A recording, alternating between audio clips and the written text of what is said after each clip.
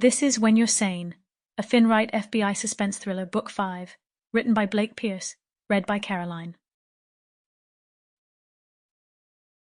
Prologue. Lily's footsteps echoed in the vast entryway of the castle, the once grandiose space, now a chaotic mix of vibrant and clashing colours.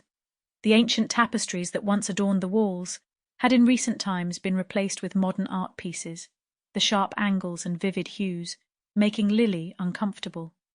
Since she had moved there, the history of the place was in the process of renovation, of being wiped from existence and replaced with eccentric designs her husband loved. As she walked on the stone and marble floors, Lily could see fragments of the moonlight from the night sky catching the scaffolding, a monstrosity of its own, which climbed up the walls outside, casting long black shadows like fingers on the floor of the quiet castle. As she wandered deeper into the castle's labyrinth of halls, rooms, and corridors, an eerie humming sound caught her attention. It seemed to come from nowhere and everywhere at once, sending a shiver down her spine. It was a noise she was not used to, certainly not at that time of night. She strained her ears, trying to pinpoint its origin.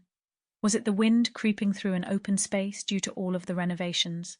Machinery left on by accident by the workers, long since gone home for the night? It crossed Lily's mind that it seemed more malevolent than that. "Thomas!" she called out, hoping her husband might be nearby. But her voice only echoed back at her, lost in the maze of rooms and hallways. A home she barely knew since their move from America, but one she felt did not appreciate her presence. The strange noise continued to draw her in as she meandered through the castle. In one room, she caught glimpses of recent changes the decorators had carried out at her husband's behest. Some of the original stonework had been painted over with modern shapes and patterns like spirals, an odd addition which seemed almost sacrilegious. Lily wished they could just have enjoyed the castle for what it was, but her husband always believed that he had to leave a mark on a place. The shadows around Lily seemed to grow with menace as she walked, and it felt as if the stones of the castle themselves were protesting, resisting the changes forced upon it. She wondered if places had memories, or worse, intentions.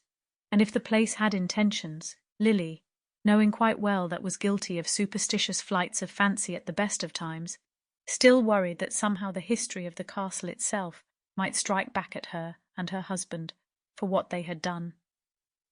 "Thomas, darling," she asked the night again, her voice wavering with unease as she continued through the castle. She couldn't shake the feeling that something was off, that the humming sound was more than just an innocuous sound from a refrigerator. Sample complete. Ready to continue?